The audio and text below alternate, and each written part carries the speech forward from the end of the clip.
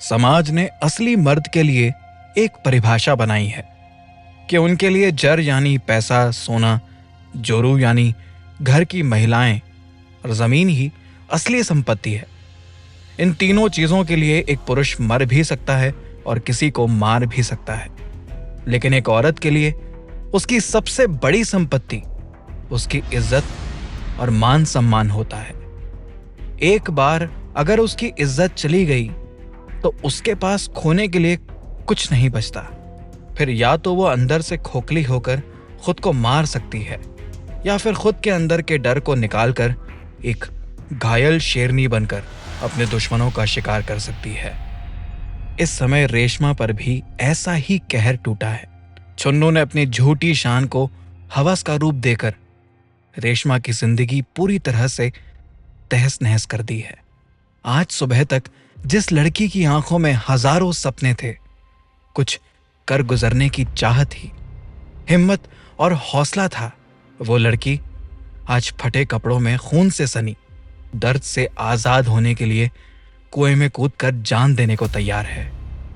जिस रेशमा को अपने शरीर पर किसी मर्द की नजर पड़ती बर्दाश्त न थी, उसे आज न जाने कितनी बार छुआ गया है, उसे नोचा गया है। वो तो आज ऐसा महसूस कर रही है जैसे हजारों लाखों कीड़े उसके जिस्म पर रेंग रहे हों। उसे खुद के शरीर से घिन आ रही है। कल तक अपने हुस्न पर अंदर ही अंदर इतराती रेशमा आज सोच रही है कि काश वो इस दुनिया की सबसे कुरूप लड़की होती, कम से कम चैन से जी तो पाती। वो कुएं के सामने खड़ी है, वो सही से चल नहीं पा रही, खुद को लगभग घसीटते हुए कुएं के एकदम नजदीक चली गई है। उसने खुद को इस कुएं को सौंप देने के लिए पूरी जान लगा दी है, लेकिन उसके कूदने से पहले ही उसे किसी ने पीछे से खींच लिया। वो उसके बाबूजी हैं। वो अपने पिता के छूने पर भी चिल्ला उठती है। वो उन्हें पहचान नहीं पाती और उसे लगता है कि फिर कोई उसे नोचने के लिए आ गया है। उसके पिता रो रो कर उससे कहते हैं कि बेटी बेटी, मैं हूं तेरा बाबू। उसकी मां एक तरफ अपना सर पीटती हुई जोर जोर से रो रही है। आज इस परिवार का सब कुछ लुट गया था। कॉलेज का फॉर्म अब भी उसकी हाथों में है। वो एक बार उस फॉर्म को देखती है और फिर अपने रोते हुए पिता को वो जोर से चीखती है। उसके पिता उसे गले लगा लेते हैं। वो उनके गले लगकर फूट फूट कर रोने लगती है।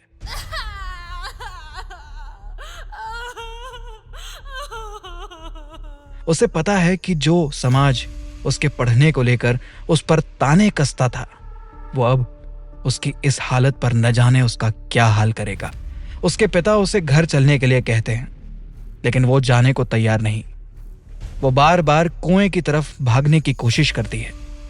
उसके पिता खुद समाज के डर से घबराए हुए हैं, लेकिन फिर भी वो उसे हिम्मत दे रहे हैं। वो उसे कहते हैं कि इसमें उसकी कोई गलती नहीं है, वो हमेशा से ही बहादुर रही है और उसे यहां भी हिम्मत दिखानी होगी।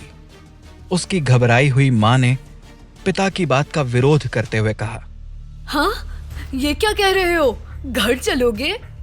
पूरा गांव इसे गिद्ध की तरह देखेगा, तरह तरह की बातें बनाएगा। याद है ना सुरेश की बेटी फुलबा के साथ क्या हुआ था? छुन्नू हरामजादे ने बस उसका हाथ पकड़ा था, फिर भी पूरे गांव ने उसे ही गलत कहा।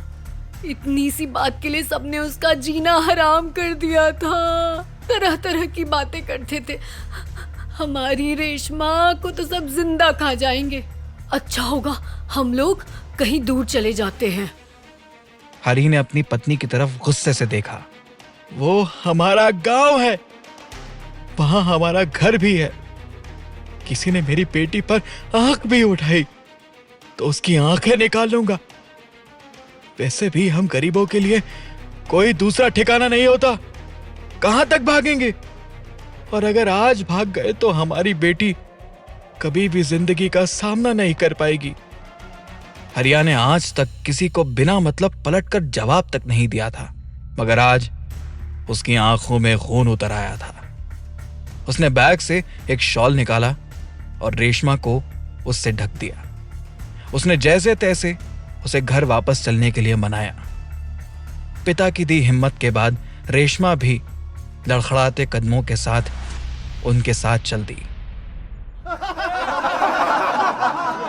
छुन्नू की हवेली में जश्न मनाया जा रहा था। उसके लड़के पूरे बरामदे में जहां तहां नशे में धुत पड़े हुए थे।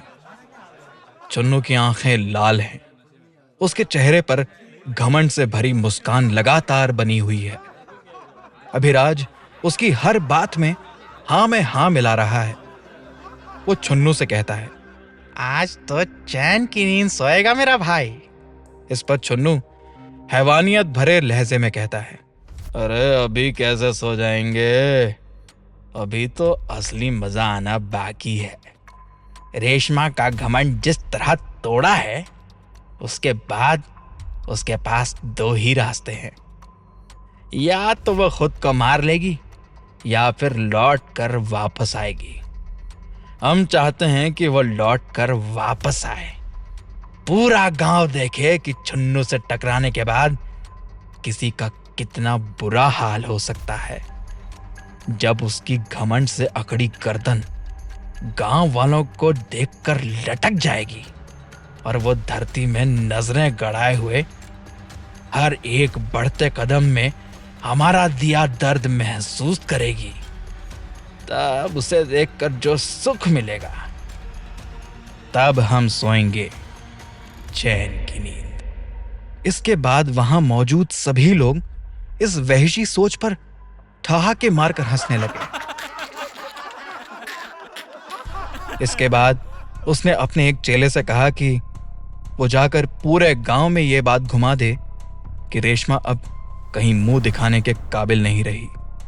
चेले ने भी आदेश का पालन किया और एक कहानी बनाकर पूरे गांव में रेशमा के बारे में बताने लगा, जिसके बाद अपने परिवार की चिंता छोड़कर हर कोई रेशमा को लेकर बातें बनाने लगा। आते जाते सब एक दूसरे से इतना ही कह रहे थे, सुना रेशमा के साथ क्या हुआ? दूसरे ने कहा, हाँ तो ऐसा ही तो होना था, और पढ़ाओ बेटियों को और शहर घुमाओ। हर कोई ऐसे बात कर रहा था जैसे उन्होंने पहले से ही मान लिया था कि रेशमा के साथ ऐसा ही होने वाला है। गांव के 2-4 लोग ही थे जो इस बात पर चुप थे। उनको भी रेशमा के साथ हमदर्दी नहीं थी, बस उनका कहना था कि उनको क्या लेना देना इससे।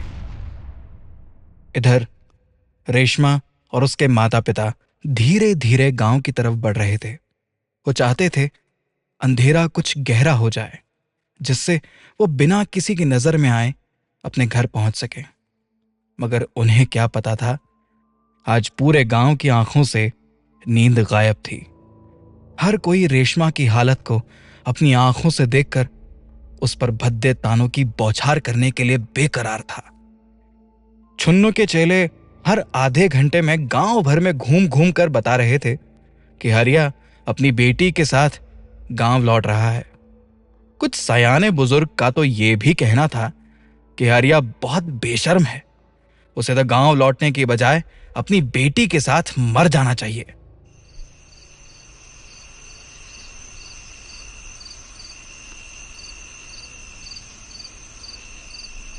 रेशमा जब गांव पहुंची तो पूरे गांव में अंधेरा था। हरिया ने यह सोचकर एक गहरी सांस ली कि शायद वो लोग बिना किसी की नजरों में आए घर तक पहुंच जाएंगे। मगर उनके कदम गांव में पड़ते ही एक एक करके हर घर की लाइट जलने लगी। हर घर से फुसफुसाहट की आवाज उठने लगी। जैसे जैसे रेशमा के कदम आगे बढ़ रहे थे, वैसे वैसे ये आवाजें जोर पकड़ने लगी थीं। कोई कह रहा था कि आ गई कॉलेज से पढ़कर। किसी ने कहा मास्टराइन बन के आई हैं। लड़कों के एक झुंड ने घिनौनी हंसी के साथ कहा, पता होता इतनी गर्मी है तो हम ही दबोच लेते। ये सब सुनकर हरिया का खून खौल रहा था, मगर वो अकेला भला क्या कर सकता था। कुएं के पास बड़ी बड़ी बातें करने वाला हरिया समझ गया कि वो इंसानों से तो लड़ सकता है, मगर ये तो राक्षस हो गए हैं, इनसे भला कैसे लड़ेगा। वो सोच रहा था कि सुजाता शायद ठीक ही कह रही थी, उन्हें कहीं दूर चले जाना चाहिए था। इधर सुजाता को लग रहा था कि धरती अभी के अभी फट जाए और वो अपनी बेटी के साथ उसी में समा जाए।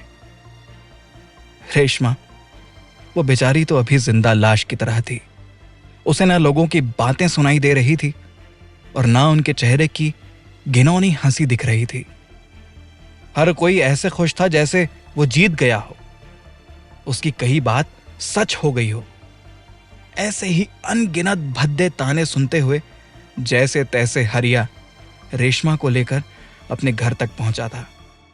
उसके घर के बाहर गांव के शैतान लड़कों ने पेंट से ऐसी ऐसी गालियां और गंदे चित्र बनाए थे कि उन्हें पढ़ने और देखने की हरिया में हिम्मत नहीं बची थी।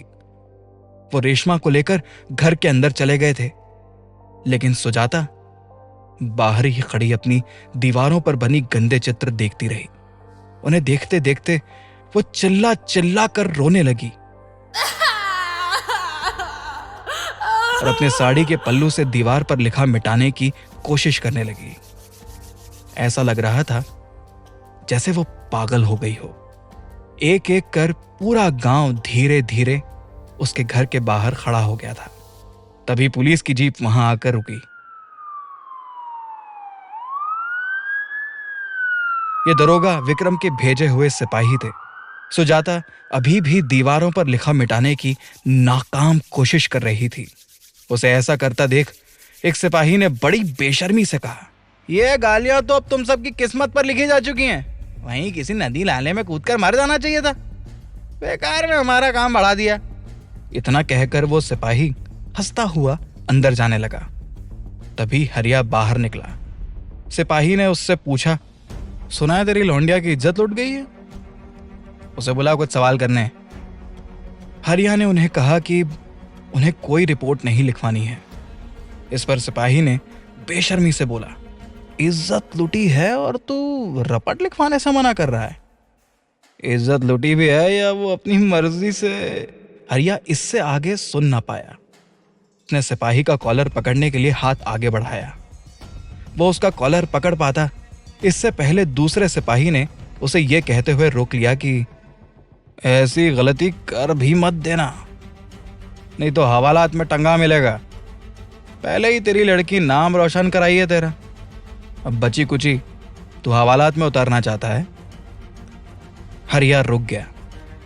रेशमा खिड़की के पीछे खड़ी बाहर की बेशर्म भीड़ को देख रही थी। वहां एक भी ऐसा शख्स नहीं दिख रहा था जिसकी आंखों में उसके और उसके परिवार के लिए हमदर्दी हो। हर कोई बस मजे ले रहा था। यह उसे पहले से ही पता था, इसलिए वो इनके बारे में कुछ सोच नहीं रही थी। लेकिन उसी भीड़ में अब उसे ऐसा चेहरा दिखा जिसे देखते ही उसकी आंखों में खून उतर आया। उसका मन हुआ कि वो घर में पड़ी हंसिया से उस